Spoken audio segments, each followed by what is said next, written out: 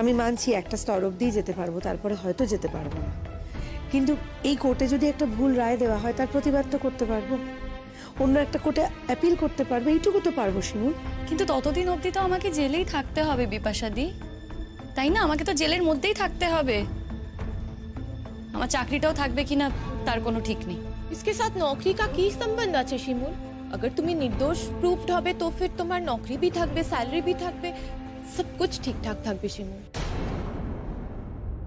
দেখো আইনের খাতে হয়তো সব ঠিক থাকবে, কিন্তু এই সমাজকে তো জানো, একটা মেয়ে জেলে গেছে সেখানে তার যে কি অভিজ্ঞতা হয় সেটা না আমি জানি, কারণ আমাকে তো একবার জেলে যেতে হয়েছিল, আমি সবটাই জানি।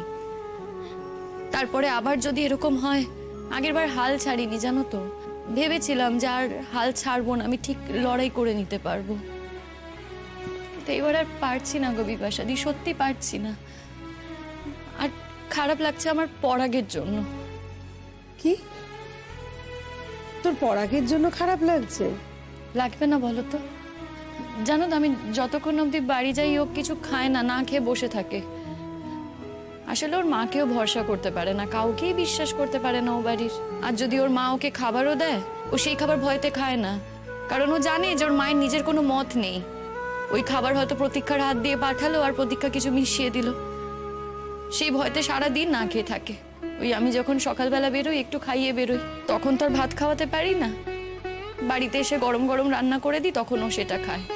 এবার ভেবে বলো তো, আমি যদি না থাকি বিপাশাদি, ওর তো খাওয়াটাই হবে না, ও না খেয়ে থাকবে।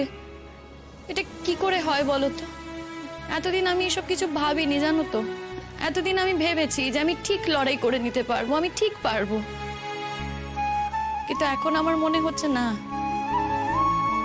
আমি আর পারবো না, আর সত্যি পারবো না। এখন তো মনে হচ্ছে মরে গেলেই ভালো হতো। কি বলছিস এসব তুই? শিমুল, তোর মুখে অন্তত এই কথাগুলো মানায় না।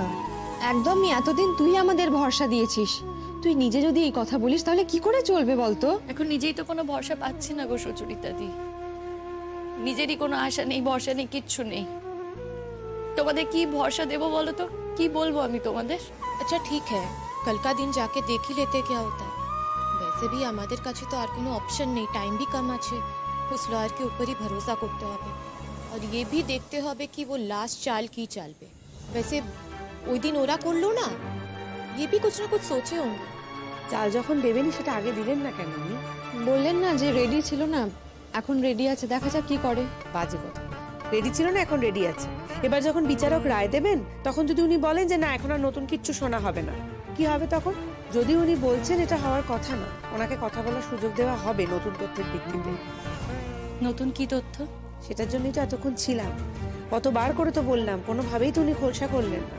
উনি সেই একই কথা বলে যাচ্ছেন, এটা অত্যন্ত পার্সোনাল, আমি ডিসক্লোজ করতে পারবো না, আপনারা সময় মতো জানতে পারবেন।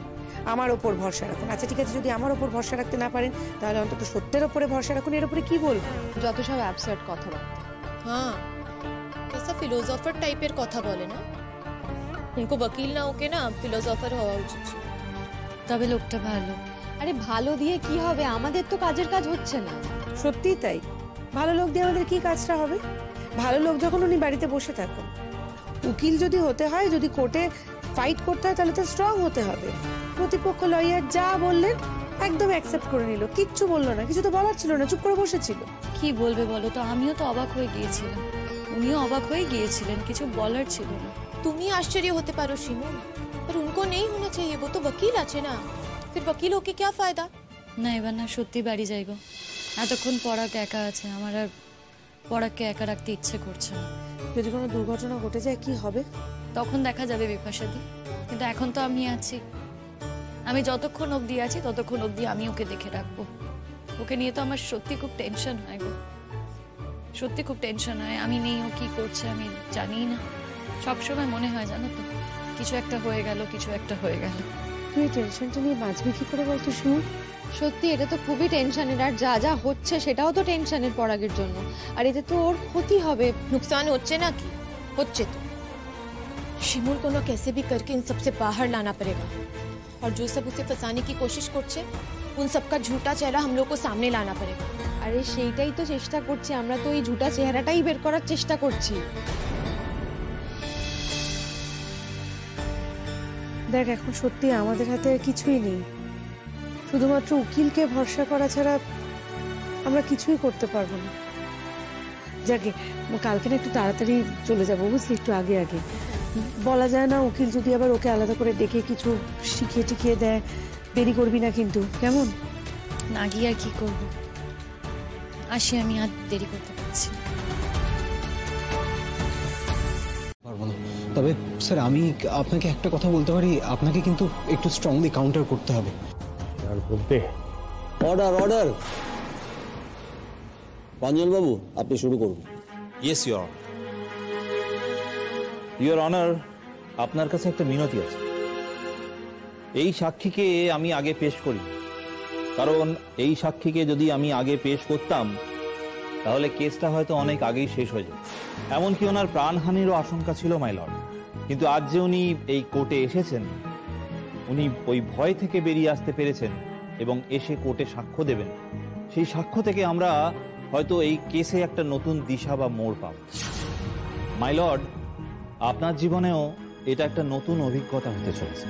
মাই লর্ড, আমি আপনার কাছে কৃতজ্ঞ যে এই কেসে রায়দানের আগে আপনি নতুন করে ওনাকে সাক্ষী দেওয়ার জন্য অ্যালাউ করেছেন। Thank you my lord. এবার আপনি অনুমতি দিলে আমি ওনাকে কিছু প্রশ্ন করতে পারি। অনুমতি দেওয়া হলো। বলুন, যা বলিব সত্য বলিব, সত্য ছাড়া মিথ্যা বলিব না। যা বলবো সত্য বলবো, সত্য ছাড়া মিথ্যা বলবো না। আপনার নাম? পরাগ ব্যানার্জি। আপনি কি করেন? আমি একটা স্কুলে শিক্ষকতা করতাম, কিন্তু সম্প্রতি আমার অসুস্থতার জন্য আমি আর ওটা কন্টিনিউ করতে পারছি না। এখন ওই চাকরিটা আমার স্ত্রী শিমুল ব্যানার্জি করে। আচ্ছা, এই কেসটি সম্পর্কে আপনি কি কিছু জানেন? স্যার, এই কেসটা সম্পর্কে আমি যতটা জানি, আমার মনে হয় তার থেকে বেশি আর কেউ জানে না। বেশ, তাহলে আপনি কি জানেন সেটা বলুন। স্যার, আমি যতটা জানতাম, আমার ভাই পলাশ এবং তার স্ত্রী প্রতীক্ষা, এরা দুজন চক্রান্ত করে আমার স্ত্রী শিমুল ব্যানার্জিকে অ্যাটাক করার চেষ্টা করে, এবং এটা জানার সঙ্গে সঙ্গে আমি আমার কলেজে পড়ার সময় একটা নাটকে যে পোশাক আমি ব্যবহার করেছিলাম, পুলিশের পোশাক, সেই পুলিশের পোশাক পরে আমি ছদ্মবেশে ওখানে গিয়ে দাঁড়াই, এবং আমি ঠিক যা যা শুনেছিলাম, যা যা জানতাম, একইভাবে শিমুল যে রাস্তা দিয়ে আসছিল সেই রাস্তা দিয়ে পলাশ এসে ওর স্ত্রীকে ওর মোটর বাইকে একটু দূরে এক জায়গায় দাঁড় করিয়ে রাখে এবং শিমুলের রাস্তার সামনে এসে ওকে অ্যাটাক করে। স্যার, সেই মুহূর্তে আমি যদি ওখানে উপস্থিত না থাকতাম, শিমুল কিন্তু কোনোভাবেই বেঁচে ফিরতে পারত না। আমি সঙ্গে সঙ্গে সেখানে যাই এবং আমি তো শাস্তি পাওয়ার মতো কোনো কাজ করিনি, আর এই কথাটা তুমি সবার সামনে জোর গলায় বলেছ। সবাই শুনেছে কথাটা, জাজও শুনেছেন। সেই কারণেই তো উনি আগের দিন কোনো রায় দেননি। সেখানে তোমার মনে হচ্ছে যে আমার কোনো শাস্তি হতে পারে? জানো তো, বিপাশাদিরা বলছিল যে আজকের দিনটা ওরা সেলিব্রেট করবে। কেন? ওই বলছিল যে মিছিল করে বাড়ি যাবে, সবাই মিলে হই হুল্লোড় করবে। তুমি এগুলো করতে বারণ করো ওদের। আচ্ছা, তোমার মনে হয় আমি বারণ করিনি? আমি ওদের বারণ করেছি। আমি বিপাশাদিকে বারবার বলেছি যে তোমরা এসব করো না। আমি জানি না ওরা আমার কথাটা শুনবে কি শুনবে না। আসলে ওরা আমার কষ্টটা দেখেছে তো, ওরা তাই জানে। আচ্ছা, এটা কথা বলো তো পরাগ, এই যে তুমি হাঁটতে চলতে পারো, সেটা তুমি আমার কাছ থেকে কিভাবে আড়াল করে গেলে? শুধুমাত্র আজকের দিনটার জন্য। তুমি জানতে আজকের দিনটা আসবে, এরকম ঘটনা ঘটবে? অবশ্যই জানতাম। দেখো, আমার প্রথম থেকেই মনে হচ্ছিল যে পলাশরা তোমার একটা কোনো ক্ষতি করতে পারে। হ্যাঁ, তবে যে এত বড় ক্ষতিটা করতে পারে এটা আমি নিশ্চয়ই তখন ভাবিনি। কিন্তু আমার যখনই মনে হচ্ছিল না, আমি নিজেকে একটু একটু করে তৈরি করছিলাম এই ক্ষতিটার মোকাবিলা করার জন্য। তুমি ভাবো, এরপরেও যদি ওরা তোমার কোনো ক্ষতি করে দিত, তাহলে আমি কোথায় দাঁড়াতাম? কারোর সামনে মুখ দেখাবার মতো অবস্থা হতো আমার? যে মানুষটা সবার এত উপকার করে এসেছে, এইভাবে ক্ষতি করে তাকে ভিক্টিমাইজ করে জেলে পাঠাতে পারে একমাত্র আমার ভাই। অবশ্য শুধু ভাইয়ের কথাই বলছি কেন, আমার মাকে দেখো, মাও তো একই কথা বলে যাচ্ছে। এই যে আমি যখন আসছি আমাকে বারবার করে বলে দিল, মা যে তুমি যাচ্ছ যাও, কিন্তু তুমি মনে রাখবে ওখানে গিয়ে এমন কিছু তুমি করবে না যেটাতে তোমার ভাই তোমার ভাইয়ের বউয়ের ক্ষতি হতে পারে। যে অন্যায়টা ওরা করেছে সেটাকে আমি আড়াল করব? ওরা যে কাজ করেছে তার মূল্য তো ওদেরকে দিতেই হবে। পরাগ, তুমি তো সবটা বলেছো, একটু তো কমিয়ে বলনি। সবটা শোনার পর বুঝতে পারছো তো কত বড় শাস্তি পাবে। তুমি যদি একটু কমিয়ে বলতে তাহলে হয়তো একটু শাস্তিটা কম পেত। কম করে বলবো কেন? কিসের জন্য কম করে বলবো? আর এটা করা যায় নাকি শিমু? যা কাজ করেছে ওরা সেটুকুই আমি বলেছি, তার বেশি তো কিছু বলিনি। যাই হোক, এসব কথা থাক। না, এটা হতে পারে না স্যার, এটা হতে পারে না। এই রায় পক্ষপাত আছে, আপনি ওর কথা শুনে রায় বদলাতে পারেন না। আমি কিছু করিনি, বিশ্বাস করুন, আমাকে ফাঁসানো হচ্ছে। আমি কিছু করিনি, আমাকে ছাড়ুন, আমাকে ছাড়ুন। স্যার এরকম করবেন না প্লিজ, আমি খুব সাধারণ একজন মহিলা, আমার স্বামীকে কারাবন্দী করলে আমার জীবনটা তছনছ হয়ে যাবে। স্যার প্লিজ, স্যার প্লিজ আরেকবার ভেবে দেখুন, ভেবে দেখুন স্যার। স্যার স্যার পলাশ, পলাশ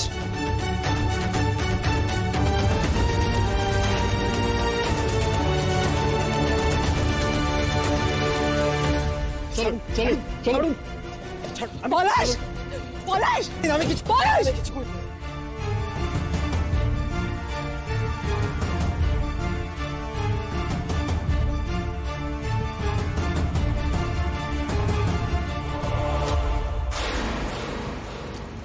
অনেক ধন্যবাদ আপনাকে।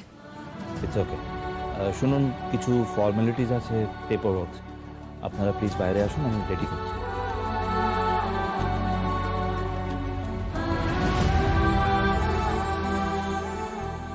আজকে যে এই ন্যায্য রায় ঘোষণা হয়েছে এটা শুধুমাত্র তোমার জন্য হয়েছে পরাগ।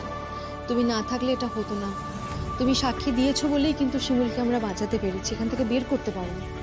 জানি পরাগ, পলাশ তো তোমার ভাই। আজকে ওকে অবস্থায় দেখে তোমার খুব একটা ভালো লাগার কথা নয়, কিন্তু কি করা যাবে বলো? আমি জানি তোমার খারাপ লাগছে। না না, খারাপ লাগেনি আসলে, জানো, বরং আমার মনে হয়েছে এই যে ওর 7টা বছর জেলে কাটাবে, আমার মনে হচ্ছে জেল থেকে ফিরে এলেও বুঝতে পারবে যে আসলে মানুষের ক্ষতি করার মধ্যে নয়, মানুষের উপকার করার মধ্যেই জীবনের সার্থকতা। দাদা হিসেবে তখনই আমি খানিকটা শান্তি পাবো। সত্যি কথাই তো, দেখো, মানুষ এমনি তো এই কথাগুলো বুঝতে পারে না। আমার মনে হয় এই জেলে যে 7টা বছরও কাটাবে তাতে ওর মানসিক অনেক পরিবর্তন আসবে। তখন এই রিয়েলাইজেশনটা ওর হবে, তখনই ও বুঝতে পারবে যে আসলে কাছের মানুষের থেকে আপন কেউ হয় না। সেই জন্য কাছের মানুষের ক্ষতি করার মধ্যে কোনো আনন্দ নেই, বরং সবাইকে নিয়ে চলার মধ্যেই আনন্দ আছে। সেই কারণেই বলছি যে আমার যে সত্যি খুব একটা খারাপ লাগছে এরকমটা কিন্তু নয়। হ্যাটস অফ তোমাকে, তুমি যেভাবে শিমুলের পাশে এসে দাঁড়ালে আমরা তো সত্যিই ভাবতে পারিনি। আসলে তা নয়, জানো তো, এটাই তো আমার করার কথা, এটাই তো স্বাভাবিক। হ্যাঁ, আমি এতদিন ওর পাশে এসে দাঁড়াতে পারিনি, সেই জন্য হয়তো তোমাদের মনে হচ্ছে যে ব্যাপারটা খুব অস্বাভাবিক। তা তো নয়। দেখো সুচরিতা বৌদি, আমি তো অগ্নি সাক্ষী করে ওকে বিয়ে করেছিলাম, ফলে ওর পাশে সবার আগে আমারই দাঁড়ানোর কথা। এতদিন আমি সেই কাজটা করতে পারিনি, এখন আমি বুঝতে পেরেছি, সেই কারণে আমি নিজেকে সংশোধন করে ওর পাশে এসে দাঁড়ানোর চেষ্টা করছি। এত কিছুর পরে দেখো, আমি একবার অন্তত জীবনে ওর পাশে এসে দাঁড়ালাম, সেটাকে এত বড় করে দেখার কিছু নেই। আর তোমরা যদি এরকম ভাবে বলো তাহলে আমারই সত্যি খুব লজ্জা করবে। চলো এবার তাহলে আমরা বাইরে যাই, এখানেও তো ফাঁকা হয়ে গেছে। জানিস তো শিমুল, বাইরে কিন্তু পাড়ার লোকজন অপেক্ষা করছে, সবাই তো তোকে ভালোবাসে, তাই সবাই চলে এসছে এখানে। আচ্ছা শোনো না, বলছি তোমরা এসো ধীরে সুস্থে, আমি একটু আসছি, চলে আসবো এক্ষুনি। আয় তোরা। হ্যাঁ চলো না শিমুল, বাহার চলতে হ্যাঁ, সব না ইন্তজার করছে, বহুত খুশ হবে সবাই। সত্যি কথা বলতে কি, তোমাদের প্রতি না আমার কৃতজ্ঞতার কোনো শেষ নেই, জানো তো। তোমরা ইনফ্যাক্ট ওর জন্য যা যা করেছো তার যদি এক অংশ আমি করতে পারতাম তাহলে আমি নিজেকে ধন্য বলে মনে করতাম। থাক না, এখন আর এসব কথা বলতে হবে না।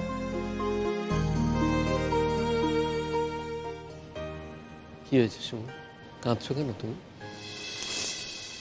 কোথায় কাঁদছি? এই তো তোমার চোখে স্পষ্ট জল দেখতে পাচ্ছি। কি হয়েছে? কি বলবো বলো তো, সত্যি খারাপ লাগছে জানো তো। নিজেরই তো দেওর, তার এই অবস্থা হলো, তাকে জেলে পাঠাতে হলো। বাড়িতে মা আছে, মাকে গিয়ে কি বলবো বলো তো। কিন্তু সত্যি কথা বলো তো পরাগ, এখানে আমার কি করার ছিল? আমার তো সত্যি কিছু করার ছিল না।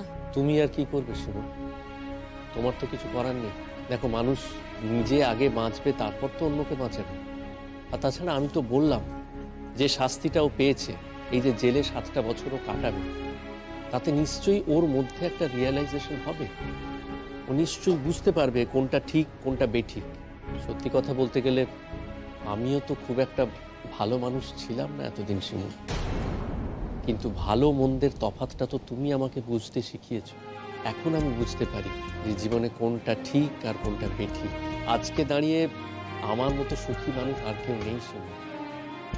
আমি এখন এটা বুঝতে শিখেছি যে ভোগে নয়, ত্যাগেই হচ্ছে আসল আনন্দ। যাই হোক, চলো এবার বাইরে যাই আমরা।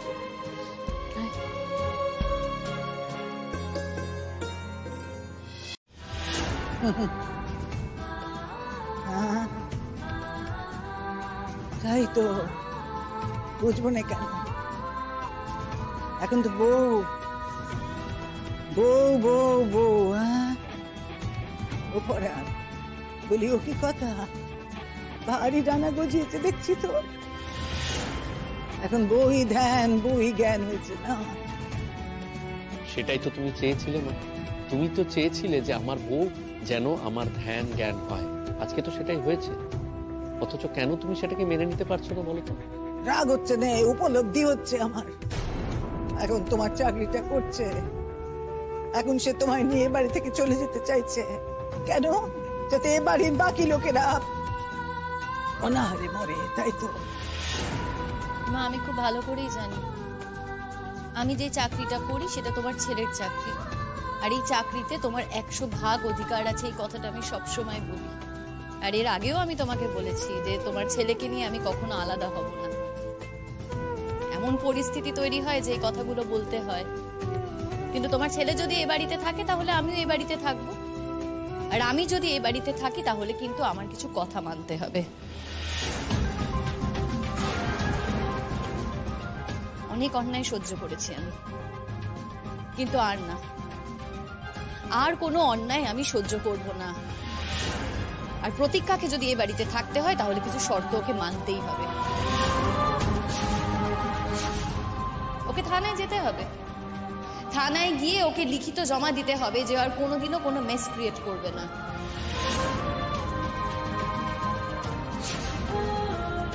সেটা যদি ও করতে পারে তাহলে এ বাড়িতে থাকো, তা না হলে ও কিন্তু এ বাড়িতে থাকতে পারবে না।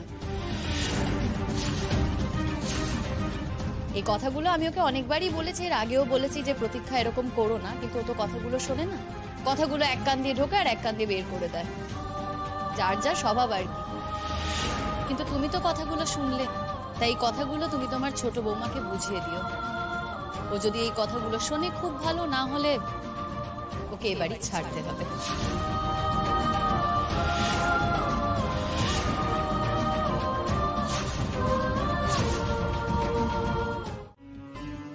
তুমি আমাকে ছেড়ে থাকতে পারবে না? কেন এমন অনুকূলে কথা বলছো? আমি তোমাকে যে থাকতে পারি, এমন কথা হয় না তোমাকে যে থাকতে। আমিও তো তোমাকে ছেড়ে থাকতে পারি না পুতুল, কিন্তু ঈশ্বর যদি চান তাহলে তো একদিন। এটা কেন চাইবে? এটা খুব ভালো, থাকো খুব ভালো, ভালো মানুষের সাথে ভালো ইয়ে করে। হ্যাঁ, ভালো মানুষ তো তুমি, আমি ভালো তুমি ভালো, আমার সঙ্গে ভালো হবে তোমার সঙ্গে ভালো হবে। আর তুমি আমি স্ত্রী হচ্ছি কি করতে শুনি? হ্যাঁ, আমি তো একসাথে তা যাবো বলেই তো, নাকি? তোমার মতো আমি অত নেকে পড়া যা নেই না নেকো, কিন্তু আমি তোমার সাথেই তো থাকবো। বলো, তুমি তো আমার স্বামী। হ্যাঁ পুতুল, সে তো বটেই। এই জীবনে মরণে তুমি তো আমার স্ত্রী, আমার স্ত্রী থাকবে। আবার তুমি মনের কথা বলছো, দেখতে পাচ্ছি তোমার মুখে খুবই বাবাজি বাজি কথা হচ্ছে এখন। হ্যাঁ, আমি তোমার সাথে থাকবো না, যাও। না, এমনি বলছি। আচ্ছা পুতুল, আমি যদি না থাকি, কখনো যদি না থাকি, আমার কথা মনে করবে? তখন থেকে তুমি খালি বাজে কথা বলতে যাচ্ছ, আমাকে কত হয় না বলো? হ্যাঁ, কেন তুমি থাকবে না? কেন শুনে কেন থাকবে না তুমি? আমি একটা কথা তোমার কাছ থেকে জানতে চাই পুতুল, মানে আমি যদি না থাকি তোমার কাছে, তুমি গান গাইবে? না বাবা, গাগাই করবো না, আমি কিছু করবো না, আমি গাইবো না, ওষুধ খাবো না, কিছু করবো না আমি। তাহলে আমি কত কষ্ট পাবো তুমি জানো সেটা? তুমি চলে যাবে কেন বলো? তুমি কোথায় যাবে আমাকে ছেড়ে? হ্যাঁ, তুমি আবার কাজে চলে যাবে? হ্যাঁ, যেমন গেছিলে, এবার গেলে তোমার সঙ্গে আমি যাবো। আমি আর এখানে একা একা থাকবো না, তো বুঝে আমায় মেরে ফেলবে না রে ভাই। এমন কথা বলতে নেই পুতুল। পুতুল, ধরো আমি এমন কোনো জায়গায় গেলাম যেখান থেকে আর ফিরে আসতে পারলাম না, তখন তুমি আমার কথা মনে করে গান গাইবে তো? বলো না পুতুল, গাইবে তো গান? কেঁদো না পুতুল, আমি চাই তোমার মন খুব শক্ত হোক, মনের জোরে সবকিছু জয় করে এগিয়ে যাও। আমি পারবো না, আমি তোমার যারা জানতে পারবো না স্যার, আমার খুব কষ্ট হয় তোমার যারা থাকতে। আমি তো সবসময় ঠাকুরকে বলি, ঠাকুর তুমি আমাকে আগে তুলে দিও। বড্ড কষ্ট হচ্ছে। আমার কি হার্ট অ্যাটাক করছে? আমার কি আরো আগেই খেয়াল করা উচিত ছিল? জানি না আমি যদি সত্যি না থাকি, তাহলে পুতুলের জীবনটা কি আবার শূন্য হয়ে যাবে? না, তা কিছুতেই হতে পারে না। পুতুলকে নিয়ে যা আমার অনেক আশা, শুধু একটু সময় চাই। শিমুলকে তো বলা হলো না। শিমুল, তুমি পুতুলকে দেখো। আমি জানি, আমি যদি নাও থাকি, একজন যদি কেউ পুতুলের খোঁজ নেয়, তো সে শিমুল। ঈশ্বর আমাকে এত সহজে নিয়ে যেও না ঈশ্বর। আমি যেতে চাই না ঈশ্বর। আমি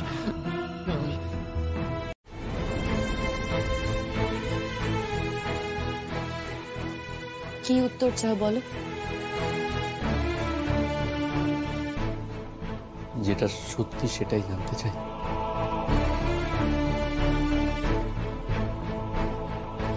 শতদ্রুকে আমি ভালোবাসতাম, আর সেই ভালোবাসা যে পুরোপুরি চলে গেছে সে কথা আমি তোমাকে বলতে পারবো না। তবে এটাও ঠিক, ও বেচারা তো কিছু করেনি, যা করার আমি করেছি। আমি ওকে ছেড়ে চলে এসেছি। তার সাথে আরেকটা সত্যি আছে পরাগ, অনেক বড় সত্যি। কিন্তু শিমুল,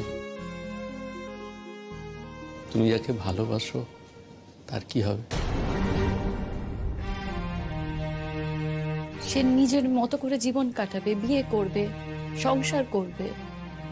আর তোমার কি হবে? আমি কি তোমাকে একবারও বলেছি যে আমি খুব দুঃখে আছি, আমি খুব খারাপ আছি? কেন বলো তো তুমি এই কথাগুলো বলছো? কি চাও তুমি? কেন বলছো? কি চাই আমি? শিমুল, আমি তোমাকে সুখী দেখতে চাই, বিশ্বাস করো। আমি তো নিজে জানি তুমি কতখানি কষ্টের মধ্যে জীবনটা কাটিয়েছ। আমি সেই কারণে চাই যে এখন এই মুহূর্তে এবং আগামী দিনগুলো তুমি খুব আনন্দে কাটাও, ভালোভাবে কাটাও। আসবো না শিমুল, যে অপশনটা তুমি আমাকে দিলে তুমি খুব ভালো করে জানো যে সেই অপশনটা আমার পক্ষে মেনে নেওয়া সম্ভব নয়। শিমুল, একটা সময় ছিল যখন ভালোবাসার মানে আমি জানতাম না, বুঝতামই না। কিন্তু যেদিন থেকে আমি ভালোবাসার মানে বুঝতে শিখেছি, সেদিন থেকে আমার কাছে ভালোবাসা মানে শুধু তুমি। তোমার মুখ ছাড়া আমি অন্য কারোর মুখ কল্পনা করতে পারি না সীমা। তাহলে কেন এসব কথা বলছো? ওই যে ভালোবাসি বলেই বলছিস। আমি ভালোবাসি বলেই আমার এটা মনে হচ্ছে যে তুমি কারোর প্রতি যেন অন্যায় অবিচার করো না। সেই কারণে তুমি আমাকে বলছো যে আমি শতদ্রুকে বিয়ে করে। সেও তুমি বুঝতে পারছো না, এটা যদি তুমি করো তাহলেই একমাত্র শতদ্রুর প্রতি তোমার জাস্টিস করা হবে। আমার কি আছে বলো? আমার প্রতি তোমার কি দায়বদ্ধতা আছে? না মানে আমি তোমার সঙ্গে যা যা করেছি তারপরে কি তোমার আমার প্রতি কোনো দায়বদ্ধতা থাকার কথা? তুমি চলে গেলে আমার জীবন যে অন্ধকার। তাহলে কেন জীবনে অন্ধকার ডেকে আনতে চাইছো? তোমাকে আলোর দিকে পাঠাতে চাই। প্লিজ পরাগ,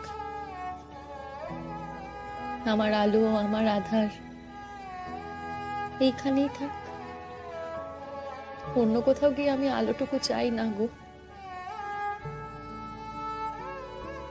একটা কথা আছে জানো তো, অন্ধকারে উৎস হতে উৎসারিত আলো,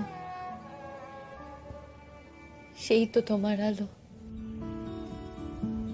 আমারও তাই। হ্যাঁ, একদিন এই জীবনে অনেক অন্ধকার ছিল, কিন্তু এখন এখন তো অনেক আলো, অনেক আলো ফুটেছে। সেই আলো যে আমি প্রাণ ভরে মেখে নিতে চাই।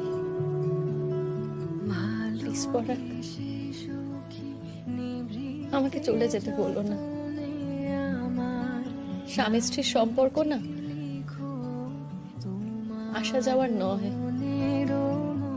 স্বামী স্ত্রীর সম্পর্ক বন্ধুত্বের ওপরে।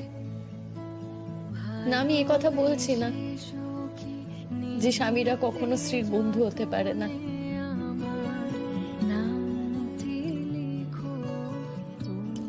আমার কাছে বন্ধুত্বের সম্পর্ক থেকে অনেক বড় স্বামী স্ত্রীর সম্পর্ক। প্লিজ আমাকে ওই সম্পর্ক থেকে সরে যেতে বলো না, প্লিজ।